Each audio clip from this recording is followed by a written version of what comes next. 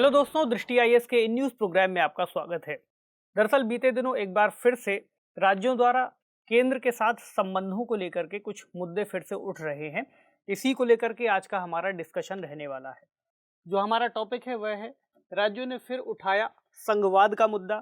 केरल इसमें प्रमुख राज्यों के रूप में शामिल है। केरल, तमिलनाडु, पश्चिम बंगाल, इस तरह के बहुत सारे राज्य जो भी हैं मिल करके केंद्र सरकार के साथ जो उनके रिश्ते हैं उनको लेकर के फिर से बातचीत कर रहे हैं। खास तौर से उन विधियों को लेकर, उन कानूनों को लेकर के जो केंद्र सरकार द्वारा पारित किए गए हैं, और ऐसे कानून जो संघ सूची के अलावा या राज्य सूची के अलावा समवर्ती सूची से संबंधित हैं और उस संबंध में राज्यों के परामर्श के बिना ही एक तरह से लागू किए गए हैं या पारित किए गए हैं। तो इसको लेकर के एक चिंता का विषय बना हुआ है।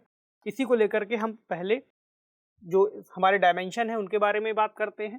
डायमेंशन में हम न्यूज़ देखेंगे, क्या न्यूज़ है, क्या कहा गया है, प्रमुख मुद्दे क्या क्या उठाए गए हैं इन राज्यों की तरफ से। संघ राज्य संबंध आज चर्चा का प्रमुख विषय रहेगा। उससे जुड़े क्या प्रावधान है, संविधान क्या कहता है, क्या चुनौतियां हैं, क्या किया जा सकता है, और एक सवाल जिसे आप मेंस के स्तर पर डील करेंगे। यह विषय प्रीलिम्स के लेवल पर भी बहुत ही इंपॉर्टेंट है। सीधे प्रश्न कथन के तौर पर पूछ लिए जाते हैं। इसके अलावा मेंस के लेवल पर भी यह विषय महत्वपूर्ण है। जीएस पेपर 2 से इसका संबंध है। तो न्यूज़ को देखते हैं। न्यूज़ है spirit of federalism lies in consultation. तो एक तरह का एक ओपिनियन है जो द हिंदू में आया है। इसमें फेडरलिज्म के बारे में बताया गया है कि परामर्श के वजह से ही या परामर्श की प्रक्रिया के तहत ही फेडरलिज्म यानी संघवाद को बढ़ावा दिया जा सकता है। तो जो प्रमुख मुद्दे हैं उनकी हम बात करते हैं। जैसा हमने शुरू में ही जिक्र किया कि केरल और तमिलनाडु जैसे राज्यों ने कुछ बातें उठाई हैं। उन्होंने कहा है केंद्रीय एक पक्षवाद, इसको लेकर के इनकी चिंताएं हैं। केंद्रीय एक पक्षवाद एक तरह से ऐसा मुद्दा है जिसके तहत केंद्र सरकार द्वारा समवर्ती सूची से जुड़े जो विषय हैं, जिसमें केंद्र और राज्य दोनों को शक्तियां दी गई हैं, उनके संबंध में केंद्र के द्वारा एक तरफा यानी अपनी शक्ति का उपयोग करते हुए कानून बनाने की बात कही गई है। तो समवर्ती सूची से जुड़े विषयों पर केंद्र द्वारा एक तरफा कानून बनाया जाना, यह इनकी चिंता का प्रमुख मुद्दा है। तो केरल के मुख्यमंत्री पिनाराई विजयन जी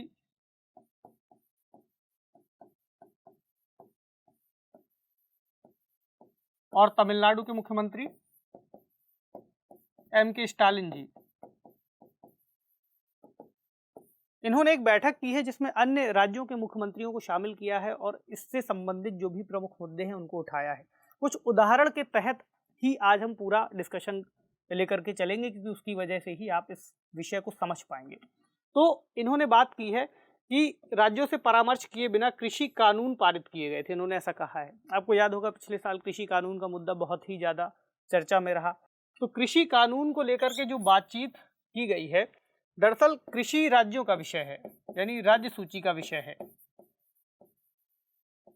और जो केंद्र सरकार है उसने इस जो तीन कानून पारित किए थे या 3 कानून बनाए थे कृषि से संबंध में, तो उन्होंने इसके लिए समवर्ती सूची का उपयोग किया था। और जो मुद्दा उन्होंने जो पॉइंट उन्होंने चुना था वह था व्यापार एवं वाणिज्य का।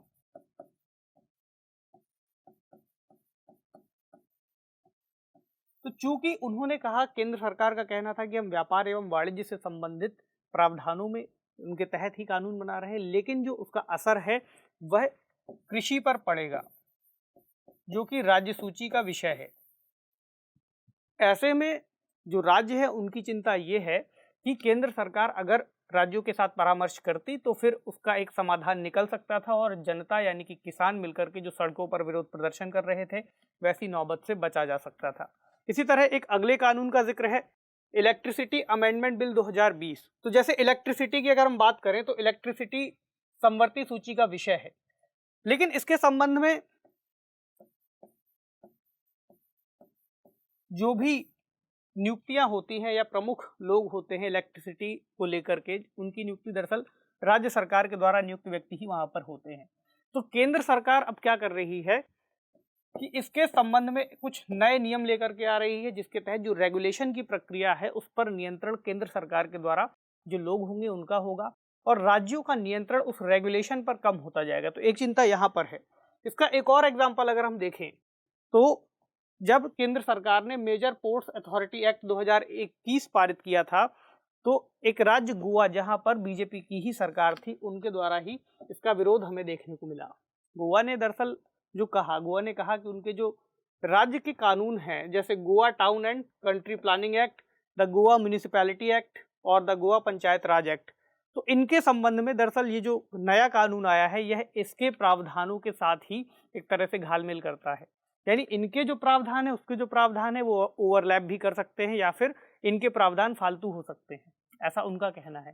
तो ये एक बड़ी चिंता का कारण है। इसके अलावा पोर्ट से रिलेटेड एक और एक्ट आया था जो राज्यों की जो प्रभुत्व है, राज्यों का उस क्षेत्र को लेकर के अधिकार है, उसको कम करता है, ऐसा राज्यों का आरोप है। तो ये पूरा मामला इस समय चर्चा में बना हुआ है, जिसके तहत ही संघ राज्य का मुद्दा एक बार फिर से सुर्खियों में है। तो संघ राज्य संबंध वैसे भी परीक्षा का एक महत्वपूर्ण विषय होता है, तो इस आधार पर इसको किसी भी पेपर में, आगामी किसी भी परीक्षा में पूछ सकते हैं। तो हम संवैधानिक प्रावधान को देखें, जो 3 सूचियां हैं, तो अनुच्छेद 246 में इनके संबंध में बातचीत की गई है। इसमें हम देख सकते हैं संघ सूची यानी यूनियन लिस्ट, स्टेट लिस्ट और कंकरेंट लिस्ट यानी समवर्ती सूची। जो संघ सूची है यानी केंद्र से संबंधित, इसमें जो शक्ति है कानून बनाने की, वह केंद्र सरकार के पास है। राज्य सूची में कानून बनाने की शक्ति राज्य सरकार के पास है। जो कानून बनाए जाएंगे वे राज्य या क्षेत्रीय महत्व के होंगे। इसमें हम देख सकते हैं जैसे पुलिस, लैंड, फिशरीज, इसके अलावा कृषि, सिंचाई। वहीं जो केंद्र सरकार कानून बनाएगी वे होंगे राष्ट्रीय हित के, जिसमें पूरे देश से जुड़े मामले कवर होंगे। उसमें जैसे हम देख सकते हैं डिफेंस यानी सुरक्षा से संबंधित मुद्दे, banking, currency, foreign policies, communications, इस तरह की बहुत सारे इसमें मामले शामिल हैं।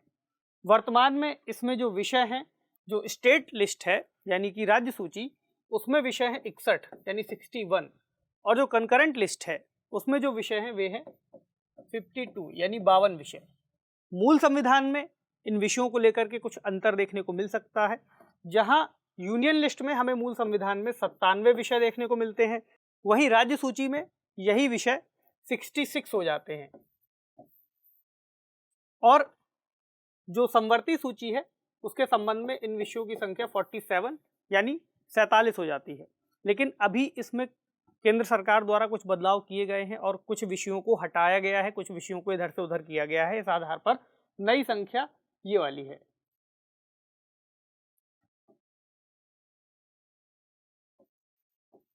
ये वाली, ठीक।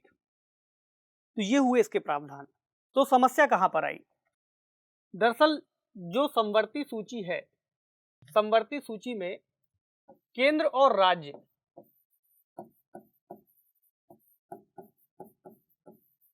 दोनों ही कानून बना सकते हैं। ये ऐसे मुद्दे इसमें शामिल किए गए हैं जो देश के स्तर पर देखे जाते हैं, यानी इनका उद्देश्य यह है कि कानूनों में एक रूपता बनी रहे और एक ऐसी स्थिति जहां पर राज्य या केंद्र दोनों द्वारा बनाई गई विधि में आपस में कुछ टकराव होता है, वहां पर केंद्र की विधि उस स्तर तक प्रमुख मानी जाती है, केंद्र की विधि मान्य होती है और राज्य की विधि वहां से हट जाती है। अब चुनौती जो आई वह यह आई कि बहुत सारे विषय ऐसे थे जो दोनों के संबंध में ओवरलैप करते हैं, उसको लेकर के यहाँ पर चुनौती बनी हुई है। दूसरा, राज्यों का कहना है कि बहुत सारे विषय जो राज्य सूची से संबंधित है, केंद्र का प्रभाव वहां पर भी देखने को मिलता है, वो भी सामान्य स्थितियों में, क्योंकि अन्य कई ऐसे प्रावधान हैं जहां पर केंद्र को राज्य सूची के विषय पर भी कुछ कानून बनाने की शक्ति दी गई है, हालांकि वे प्रावधान इससे कुछ अलग हैं। तो ये दिक्कत है। जो चुनौतियां हैं वे इस मुद्दे से जुड़ी क्या हैं? पहला, राज्यों का कहना है कि उनके साथ बातचीत नहीं की जाती, यानी केंद्र सरकार का अगर हम कृषि वाला कानून को देखें तो राज्यों ने स्पष्ट रूप से यह बात कही है कि केंद्र का उनके साथ कोई भी इस विषय में कोई सकारात्मक संवाद नहीं किया गया। अगला, इसकी वजह से कानूनों में अनावश्यक दोहराव देखने को मिलता है, जो इनका कहना है। और तीसरा, संघीय ढांचे में गिरावट देखने को मिलती है। दरअसल संविधान निर्माताओं ने जो संघीय व्यवस्था अपनाई थी वह इसीलिए अपनाई थी ताकि ऐसे मुद्दों को एड्रेस किया जा सके जो राष्ट्रीय स्तर पर और राज्य स्तर पर, दोनों स्तरों पर जरूरी है। समवर्ती सूची का प्रावधान इसलिए किया गया था कि ऐसे मुद्दे जहां पर दोनों के बीच में ओवरलैपिंग हो सकती है तो उस विषय को समवर्ती सूची में रखा गया ताकि दोनों ही सरकारें यानी केंद्र सरकार और राज्य सरकार उन पर कानून बना सकें। संघीय ढांचा दरअसल इस पर आधारित है कि केंद्र सरकार या राज्य सरकार जो कि लोकहित से जुड़े कार्य करती है वे आपस में मिलकर के बातचीत के जरिए कोई भी कानून बनाएंगे। यही चुनौतियां हैं। समाधान को अगर हम देखें तो समाधान में भी इन्हीं का जब रास्ता निकाला जाएगा तो समाधान निकलेगा। जैसे राज्यों से बातचीत के जरिए कानूनों के निर्माण की प्रक्रिया अपनाई जाए, खास तौर से वे विषय जो समवर्ती सूची में शामिल हैं। अगला, परामर्श, संवाद और विश्वास की बहाली की जाए, यानी जब आपस में बातचीत होगी सरकारों के स्तर पर तभी कोई ऐसी विधि बनकर के आएगी जो सभी के द्वारा मान्य होगी या फिर जनता के पक्ष में ज़्यादा होगी, क्योंकि राज्य सरकार भी जनता द्वारा चुनी गई है, केंद्र सरकार भी।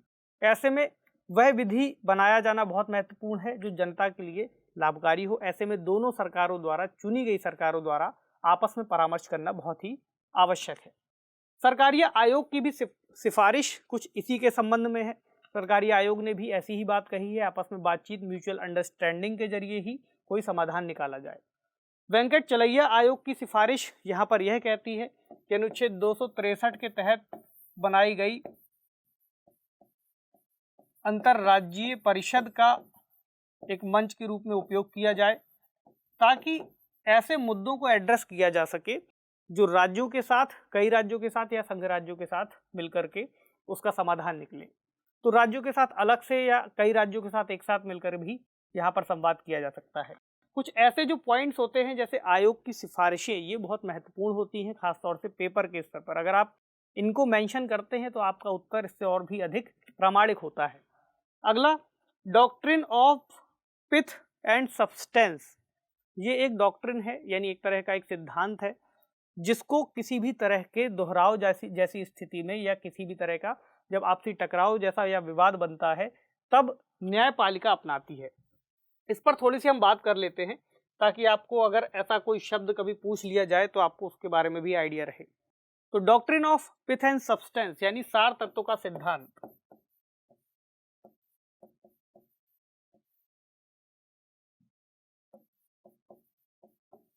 इसके मुताबिक यह कहा गया है यदि कोई ऐसी स्थिति जहां पर केंद्र सरकार द्वारा समवर्ती सूची में यदि कोई कानून बनाया जाता है या फिर केंद्र सरकार द्वारा या फिर कोई भी कानून उस सक्षम विधानमंडल के द्वारा बनाया जाता है जो उस कानून को बनाने के योग्य था, तो यदि उसने किसी विषय पर कोई कानून बनाया तो यह जो कानून है किसी अन्य सरकार के द्वारा जो स्थितियां हैं, जो उसका एक तरीका है कानून बनाने का, उसका उल्लंघन कर सकता है।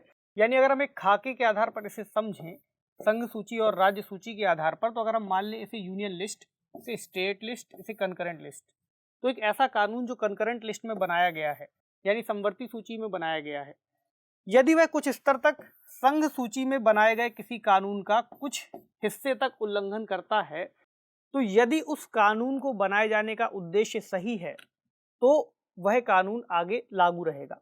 यानी इस आधार पर उस कानून को असंवैधानिक नहीं ठहराया जाएगा कि उसका कुछ हिस्सा अन्य के जो क्षेत्र है उसके कानून बनाने का अधिकार क्षेत्र है उसका उल्लंघन करता है।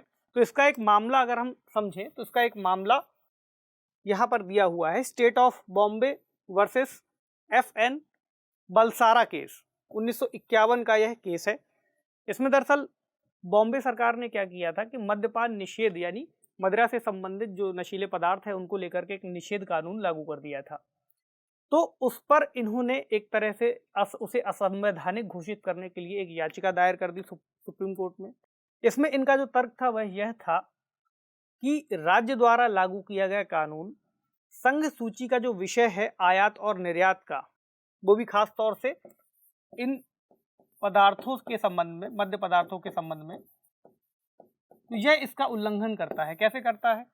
ये जो कानून था यह बिक्री और उसके उपयोग को यानी कि प्रतिबंधित करता था, किसके? मद्यपान संबंधित जो नशीले पदार्थ है, खासतौर से मदिरा वाला। तो यदि यह उसके उपयोग, बिक्री और क्रय विक्रय को सीमित करता है, ऐसे में उसका जो आयात निर्यात है उस पर भी इसका प्रभाव पड़ेगा।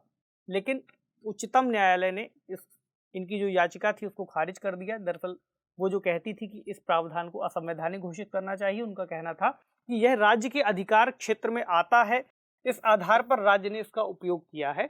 यानी यह जो कानून है यह राज्य सूची के विषय से संबंधित है, ऐसे में यह मामला राज्य सूची का है, ना कि संघ सूची का। उसका कुछ ना कुछ तो प्रभाव होगा ही। यहाँ पर ही पिथ एंड सब्सटेंस शब्द का उपयोग किया गया। तो दरअसल इसको जो न्यायपालिका है, इसको लागू करने का न्यायपालिका का उद्देश्य यही है कि एक तरीके से जो कानून व्यवस्था है उसमें कानून के निर्माण को लेकर थोड़ा लचीलापन लाया जाए, यानी ऐसी रिजिडनेस ना, ऐसी कठोरता ना लाई जाए ताकि कोई भी कानून किसी अन्य के दायरे पर जाते ही असंवैधानिक हो जाए, यदि उसका उद्देश्य सही है। तो ये आज का हमारा इस पूरी प्रक्रिया को लेकर के डिस्कशन है। तो चलिए आज इस टॉपिक से जुड़ा हुआ सवाल देखते हैं। सवाल है, संघ राज्य संबंधों को लेकर संविधान की 7वीं अनुसूची पर चर्चा कीजिए। बताइए कि वर्तमान दौर में किस तरह की चुनौतियां इन संबंधों के समक्ष बाधा बन रही हैं। तो आपको बता देना है कि संघ राज्य संबंधों से जुड़ी जो 7वीं अनुसूची है उसमें 3 सूचियों का जिक्र किया गया है, संघ सूची, राज्य सूची और समवर्ती सूची। जो बाधाएं हैं दरअसल वह केंद्र राज्य संबंधों से ही जुड़ी है। उसमें केंद्र की तरफ से यदि ऐसा कोई उपयोग किया जाता है, ऐसा प्रयोग किया जाता है जहां संघवाद का ढांचा कमजोर होता हुआ दिखे, जैसा इस मामले में दिख भी रहा है, राज्यों के आरोप हैं, उसका निदान होना चाहिए। खास तौर से उन मामलों में जहां पर केंद्र के द्वारा यदि परामर्श नहीं किया गया है तो परामर्श जैसी प्रक्रिया को अपनाया जाना चाहिए। इसको ही आपको इस उत्तर में लिखना है। तो ये था आज का हमारा इस टॉपिक को लेकर ओवरऑल डिस्कशन। तो आपसे मिलेंगे अगले किसी महत्वपूर्ण विषय के साथ। तब तक पढ़ते रहिए, सेफ रहिए। शुक्रिया।